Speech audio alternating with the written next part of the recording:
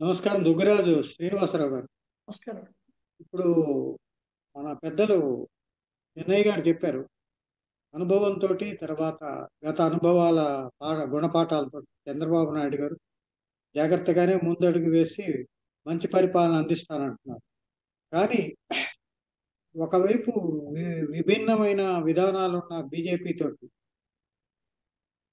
ఏ ఏ విషయాలతో విభేదించి బయటకు వచ్చాడో ఇప్పటికీ కొన్ని వైరుధ్యాలు అలాగే ఉన్నాయి.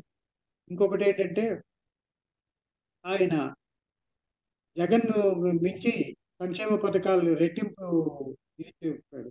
జగన్ అప్పులు ఊబిలో రాష్ట్రాన్ని నెట్టాడని ఆరోపణ చేస్తూనే అంతకు మించి ఈయన సంక్షేమ పథకాలను ప్రకటించాడు. వీటిని ఈయన ఎట్లా బ్యాలెన్స్ చేస్తాడు? ఈయన అనుభవం ఎట్లాగా మంచి పరిపాలన అందించి ముందుకు తీసుకెళ్ళగలరు? అందరికీ నమస్కారం అండి. సో చంద్రబాబు నాయుడు గారి అనుభవం విషయంలో ఏమి పెద్ద సందేహం లేదండి. అయితే మీరు మొదట పెట్టిన కీర్తి సింహాసనమా ముళ్ళ కిరీటం అన్నారే, చంద్రబాబు గారు రెండూ కూడానండి. అంటే 2019 ఎన్నికల తర్వాత ఈయన పైనే అయిపోయింది, ఇక చంద్రగ్రహణమే అనే ప్రచారం బాగా జరిగింది. ఇక్కడే కాదు, జాతీయ స్థాయిలో కూడా ఇదే అభిప్రాయం బలపడింది. ఇక చంద్రబాబు ఏమి చేస్తాడు, వయస్సు అది అన్ని రకాలుగా ఇబ్బందుల్లో పడ్డాడు అని. అయితే అలాంటి వాడు మళ్ళీ ఏదో గోడ కొట్టిన బంతిలాగా మళ్ళీ వచ్చి సింహాసనంలో పడ్డాడు, సింహాసనం చేరుకోగలిగాడు. జగన్కి ధన్యవాదాలు ఈ విషయంలో, మళ్ళీ చంద్రబాబును బ్రతికించినట్టు. అదే సమయంలో ఢిల్లీలో కూడా ఇబ్బందులు, రాజకీయ ఇబ్బందులు, మెజారిటీ లేనటువంటి ప్రభుత్వం ఏర్పడటం వల్ల చంద్రబాబుకి ఇప్పుడు అడ్వాంటేజ్ అండి. తను ఏమిటి అనేటువంటి చూపించడానికి ఆయనకు ఒక విధమైన అవకాశం వచ్చింది. ఇది ఆయనకి కీర్తి సింహాసనం. ఇక కీర్తి సింహాసనం 25% అయితే 75% ముళ్ళ కిరీటమే. ఇది ముళ్ళ కిరీటంలో ఏంటంటే, రెవెన్యూ ఆయన ఉండగానే, అంటే 2014లో మనం రెవెన్యూ లోటుతో ఆంధ్ర రాష్ట్రం ఏర్పడింది.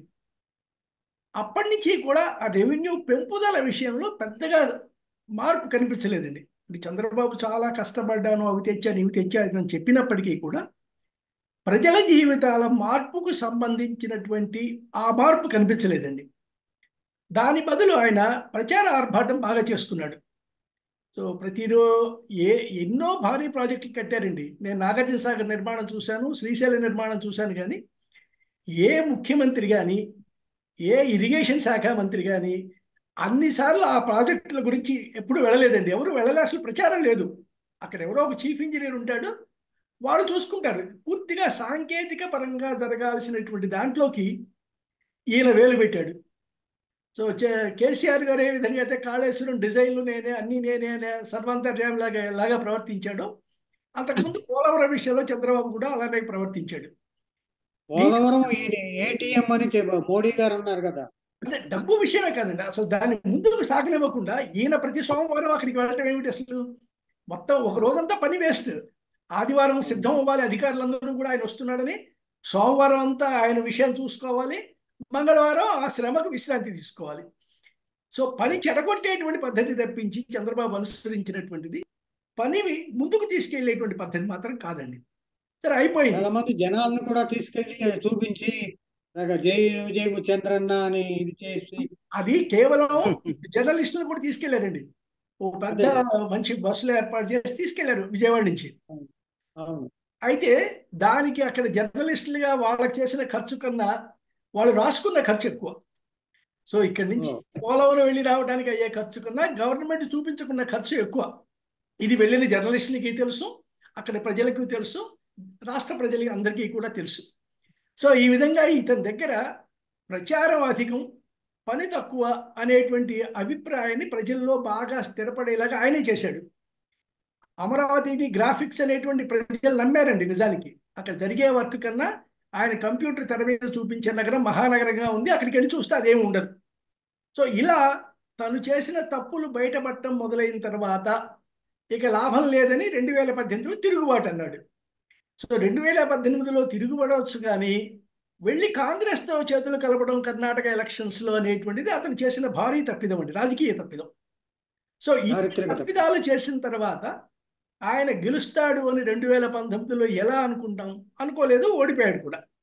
ఇప్పుడు అతను చెప్తున్నటువంటి చంద్రబాబు, నేను మారిన చంద్రబాబును చూస్తారు అనేటువంటి మాట చంద్రబాబు గారు ఒకటి కన్నా ఎక్కువ సార్లే ప్రస్తావించాడు. అది నిజమై నిజంగానే అనుసరించేటైతే, అంటే కేవలం సో కుర్చీ మీద కండువా తీయించే, పచ్చ జెండా తీయించడం లాంటి చిన్న చిన్న సింబాలిక్ విషయాలు కాకుండా నిజంగానే ప్రజలను మెప్పించగలిగినంత మార్పుని ఆయన పరిపాలనలో తీసుకురాగలిగితే నిజంగానే ప్రజలు మరోసారి మద్దతు ఇస్తారండి. అయితే ఇక్కడ భారీ ఇబ్బంది అంతా కూడా నిధుల విషయం. సో రాష్ట్రానికి మనకి రావట్లేదు, రెవెన్యూ లోటు రాష్ట్రం, అది చక్కదిద్దబడలేదు. కేంద్రం నుంచి రావాల్సినటువంటి లేదా వస్తాయనుకున్నటువంటి నిధులు ఏవి కూడా రావటం లేదు. సో ఇప్పుడు నిజానికి విభజన జరిగి 10 ఏళ్ళు అయిపోయింది. ఆ హామీలు అమలు జరపలేదు, ఆస్తుల పంపకాలు జరగలేదు. ఆస్తుల దాని పంపకం గురించి ఆంధ్రులకి అసలు ఆ చట్టం చెయ్యటంలోనే అన్యాయం జరిగిందండి. ఆ చట్ట రూపకల్పనలోనే అన్యాయం ఉంది, అవమానించారు కూడా ఆంధ్రులు. ఆ చట్టం చేయటంలోనే అవమానం జరిగింది. ఆ అవమానికి మొదటి ముద్దాయి కాంగ్రెస్ అయితే, రెండో ముద్దాయి బీజేపీ, మూడో ముద్దాయి చంద్రబాబు కూడా, జగన్ కూడా. ఒక ఒక రాష్ట్రాన్ని లేదా ఒక నిర్ణయానికి కేంద్రంలో అధికారంలో ఉన్న పార్టీ ప్రధాన ప్రతిపక్షం ఏకమైన తర్వాత పార్లమెంట్లో ఏ చట్టమైనా అమలు జరుగుతుందనే విషయం ఎవరికైనా తెలుసు, ప్రజాస్వామ్యంలో ఎలా జరుగుతాయి అనేటువంటిది. అంత తెలిసి కూడా చంద్రబాబు నాయుడు గారు ఇక విభజన చట్టం జరగబోతుంది అని తెలిసినప్పుడు చేయాల్సిన పని ఏమిటి?